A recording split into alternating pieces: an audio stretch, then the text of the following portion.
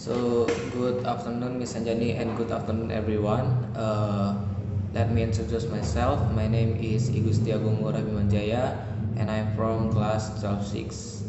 Today, I would like to present my research entitled Traffic Congestion in Bali During Peak Season. In this research, I focus on the traffic situation in Bali, especially in popular tourist area such as Ubud, Canggu, and Denpasar. As we know, Bali is one of the most visited tourist destinations in Indonesia, and traffic has become one of the main daily challenges. Okay, let's start with opening. Okay, the purpose of this research is to understand why traffic congestion increase during peak tourist season and how people respond to this situation. I choose this topic because traffic is something like very close our daily life. As students living in Bali, we experience traffic almost every day. Sometimes we are late because of traffic jams. Tourists also often complain about traffic condition in Bali.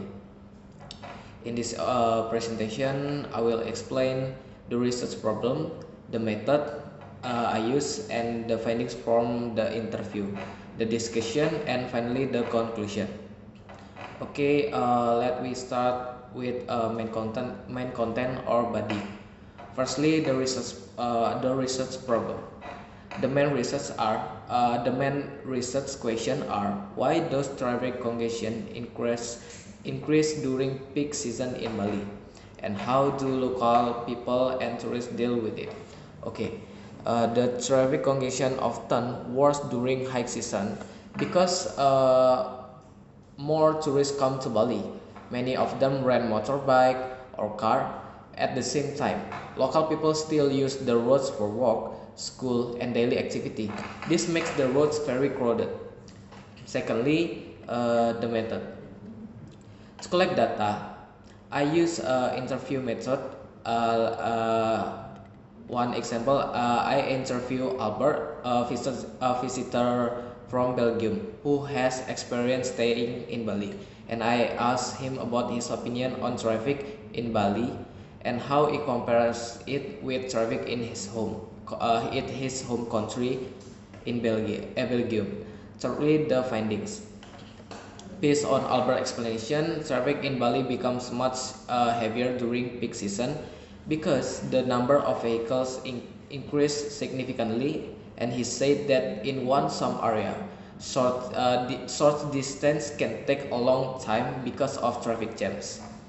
Albert also mentioned that motorbikes are more practical in Bali compared to cars. This is because many roads are narrow and sometimes there are no proper sidewalks.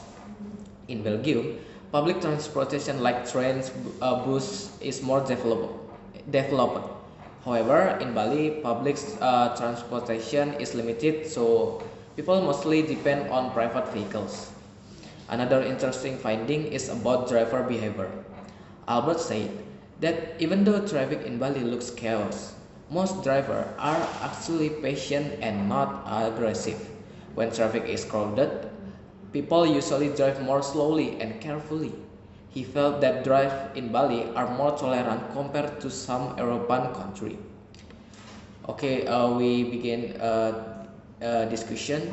From these findings, we can see that traffic congestion in Bali is influenced by tourism growth and limited infrastructure. However, traffic behavior also reflects cultural value.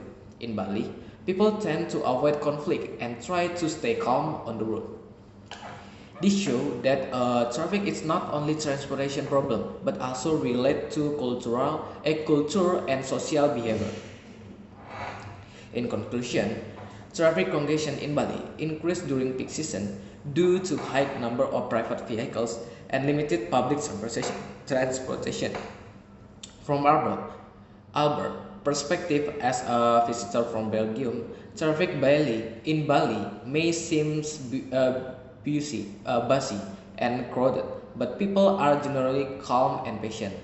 Through the research, I learned that traffic is not only about roads and vehicles, but also about adaptation and cultural value. And that's it's all my presentation. Thank you, Miss Anji Angni, for watching my video.